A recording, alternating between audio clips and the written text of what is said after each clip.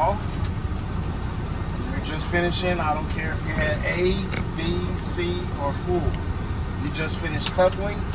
You have the key, and you're outside, and everything is off in the truck.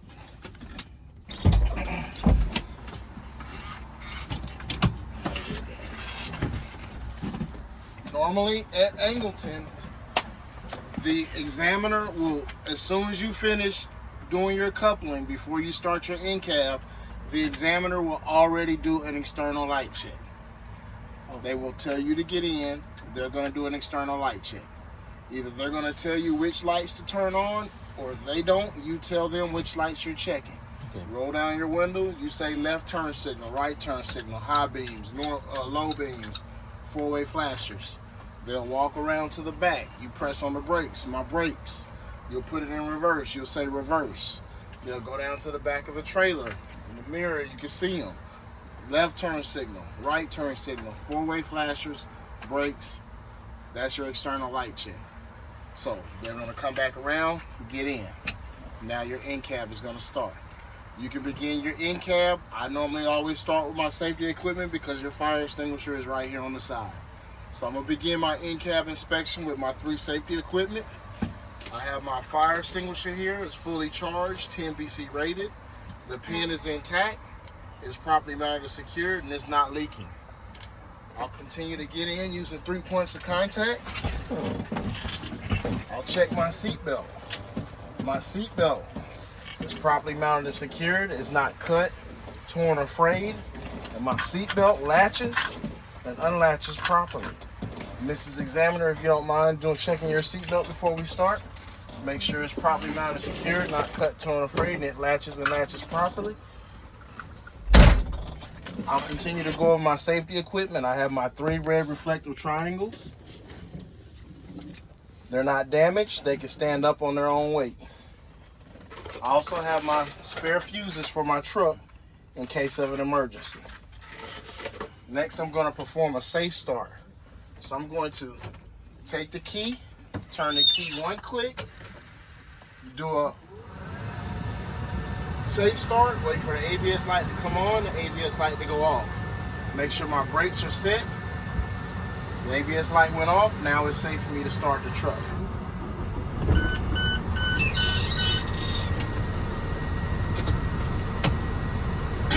I'll go ahead and go over my dash indicators and lights. I'll turn on my lights. My low beams are working properly. My high beams are working properly. My left turn signal, my right turn signal, and my 4-way flashers are all working properly. I'll check my steering wheel. My steering wheel is properly mounted and secured. It has no excessive play. My city horn is working properly. My highway horn, air horn, is working properly. After that, I'll check my gauges. My depth gauge shows that I have a minimum of 1/8 of depth fluid in my depth gauge tank. My oil pressure gauge is rising to normal operating range. My water temperature gauge is rising to normal operating range. My voltmeter gauge is rising to normal operating range, which is in between 12 to 14 volts, which lets me know my alternator is charging correctly.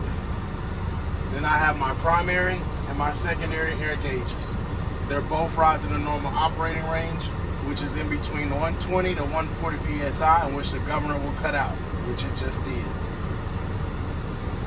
After that, I'll go ahead and cover my windows and glass. I have my driver's side and my passenger side windows and mirrors. They're properly mounted and secured. They're not cracked, bent, or broken. They're clean and visible.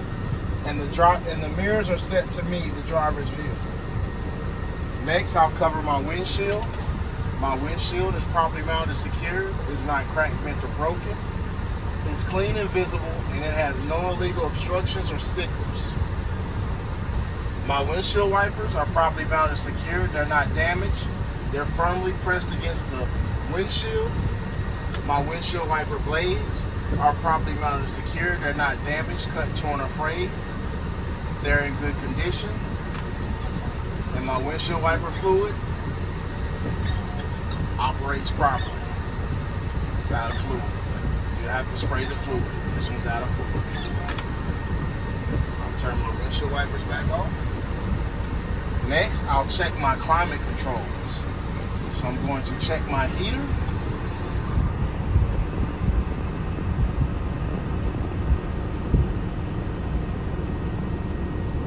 My heater is working properly. Turn the knob all the way over to my defroster. My defroster is working properly. And I'm going to turn it back to my AC.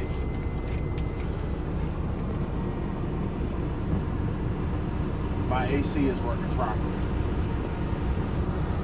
Now I'm ready to begin my 2 tug tests. So I'm going to check my trailer brakes first. Do a trailer brake tug test. So by checking my trailer brakes, I'm going to push in my tractor brakes, release my tractor brakes, leaving my trailer brakes set. And I'm going to place the truck in the first gear. And I'm going to gently tug against my trailer brakes by tapping on the accelerator.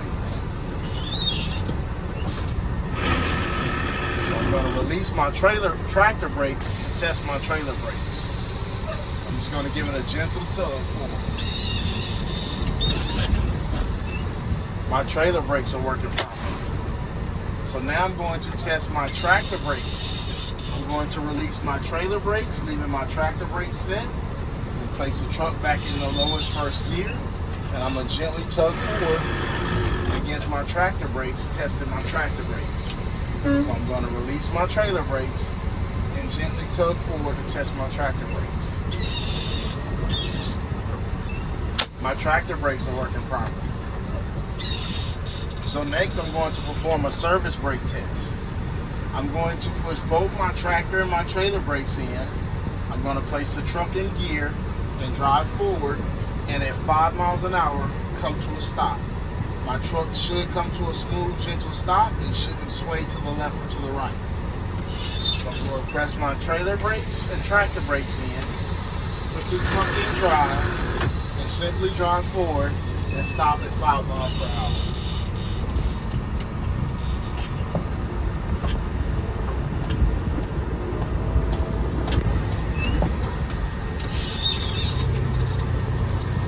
My truck came to a smooth stop and it didn't sway to the left or to the right, so my service brakes are working properly.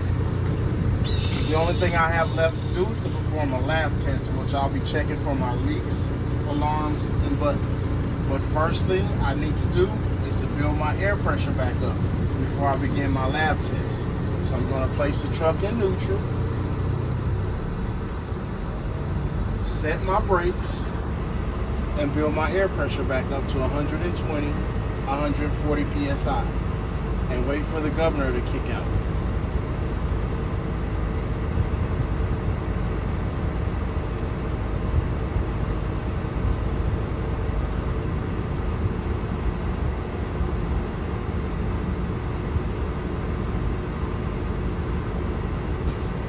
That was my governor that just kicked out, so my air pressure is built up.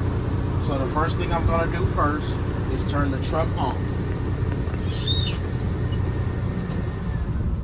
Turning the truck all the way off, I'm going to take the key and using 3 points of contact, I'm going to get outside the tractor and truck, take my chalks and place one chalk in front of the steer tire, the other one behind the steer tire. Do not put them in there too tight, just one loosely and one loosely in the back. Okay.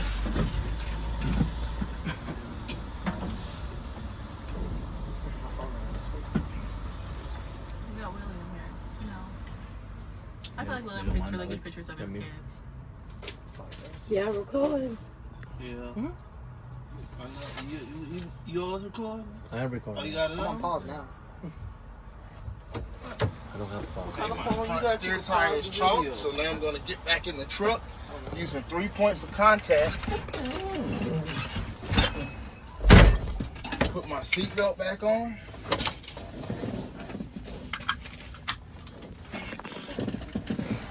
Now I'm going to do another safe start. I'm going to take the key, turn it one click to the on position, wait for my ABS light to come on, wait for my ABS light to go off. My ABS light just went off. So now I'm going to leave the key in the on position. Oh, we got to say we perform and say start even though we're not starting it all the way. Alright. I'm leaving the key in the on position. I'm going to get ready to do my test for my leak test. So now I'm going to push both my tractor and my trailer valves in. Wait for the system to stabilize. So I'm waiting for my primary and secondary air gauges to stop moving and also for the air to stop. My system is stabilized, so now I'm going to begin my leak test. So all I'm going to do is press on my service brake for 1 minute. I'm going to time myself for 60 seconds. I'm going to press on my service brake for 1 minute firmly and wait for 60 seconds to pass. I should not lose no more than 4 psi in the combination vehicle in 60 seconds. I'm going to just leave the timer out there so the examiner can see it.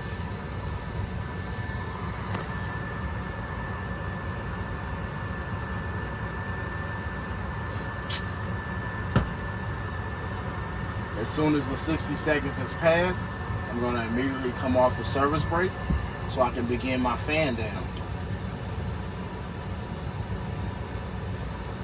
After my leaks test, I'll be checking for my alarms and buttons on my primary and secondary air gauges.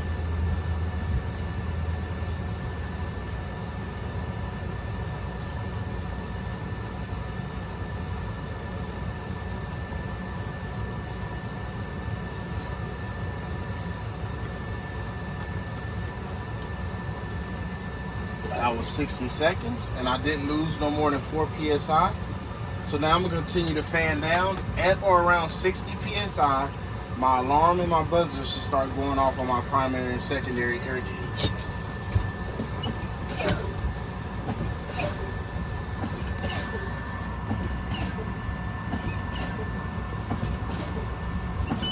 There's my primary and my secondary. Now I'm going to continue to fan down, and in between 20 to 40 psi, I'm going to visibly watch my tractor and trailer valves pop out. I'm not going to reach down there and touch them. I'm going to visibly watch them pop out.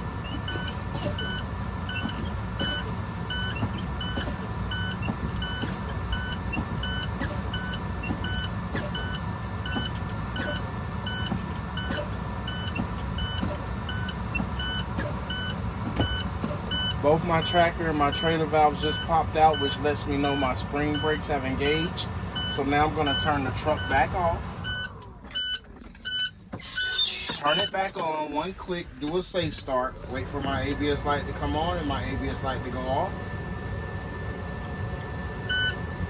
And now I'm going to start the truck back up. I'm going to build my air pressure back up in between 120 to 140 psi and wait for the governor to cut out. At this point in time, since you didn't do an external light check before we begin, would you like to get out and do an external light check? Yes, no. Oh, while I was performing my pre-trip on Section A, I forgot to mention my front and rear spring hangers. They're both properly mounted and secured. They're not damaged. They have no illegal welds.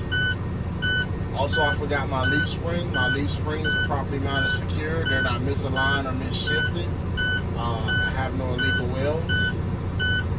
On my coupling, I forgot to mention my fifth wheel platform. My fifth wheel platform is properly mounted and secured. It's not cracked or broken, no damage and no missing parts. And there's no daylight in between. No, I'm sorry, that was my skid plate.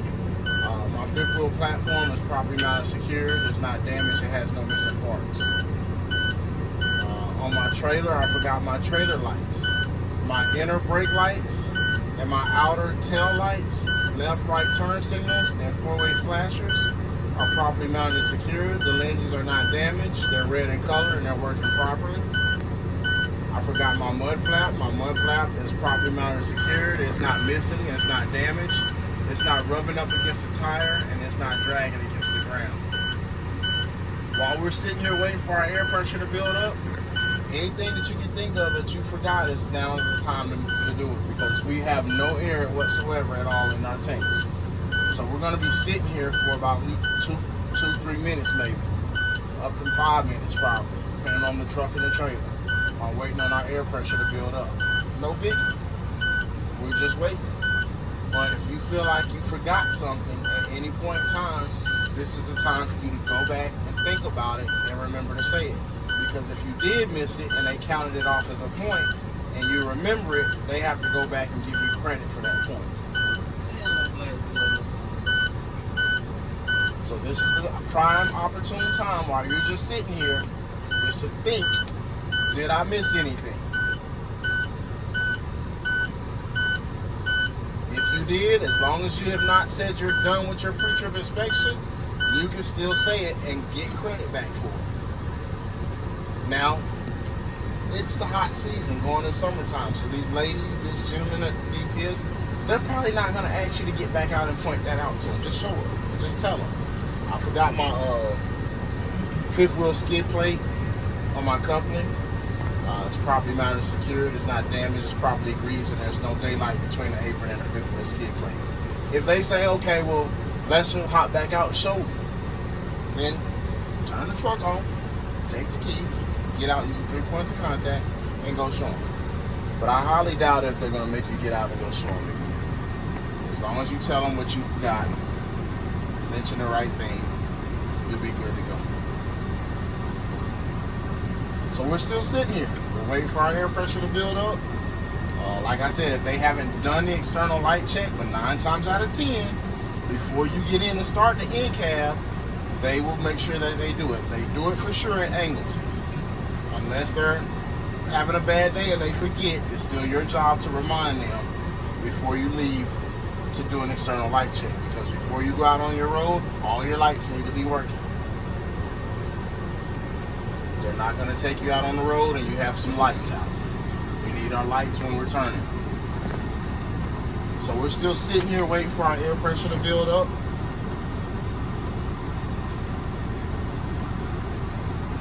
If you want to assist in building your air pressure up by giving it some gas, ask the examiner, is it okay if I assist in building my air pressure back up by giving it a little gas? They say, sure, no problem, that's fine. Just don't go over 12 RPMs.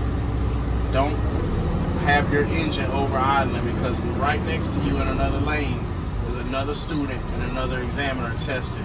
And if you have the engine over revving, you're going to piss that examiner off.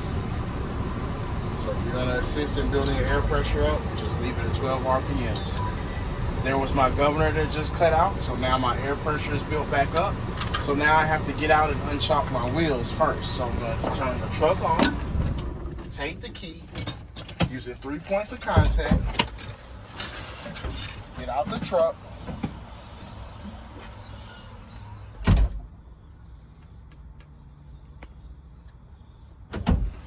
unchock my wheels.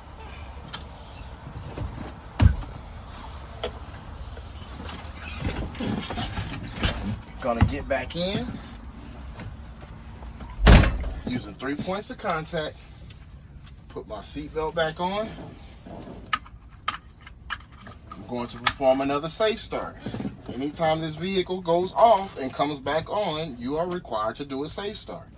So I'm going to place the key into the ignition and turn it 1 time, wait for my ABS light to come on, wait for my ABS light to go off. My ABS light just went off, so I'm going to start the truck back up. I wasn't out the truck long enough for any air pressure to lose any air pressure, but I'm just going to check to make sure my governor is still has cut off. So I'm just going to assist in building my air pressure back up to see if my governor cuts off again.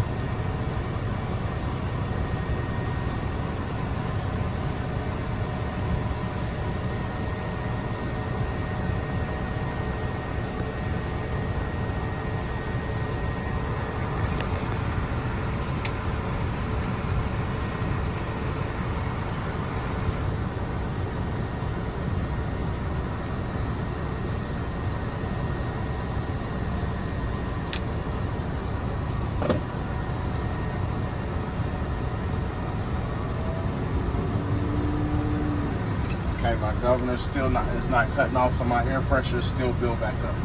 So now that my air pressure is built back up, I've unchalked my wheels, I've completed my pre-trip, which included A, B, and C, my coupling, my in-cab, which included my 2 tug tests, my service brake test, and my lab test.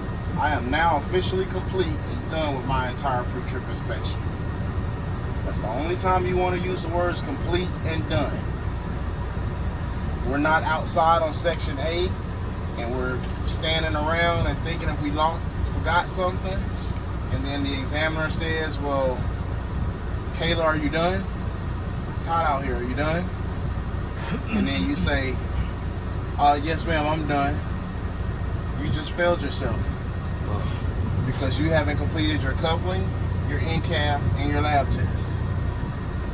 They're not trying to throw you a trick question. They're just tired of you sitting right there in the sun, hot ass sun, and not saying anything. So they're going to ask you, are you done? Your answer should be no ma'am, no sir. I still have my coupling, my in-cab, and my lab test to perform.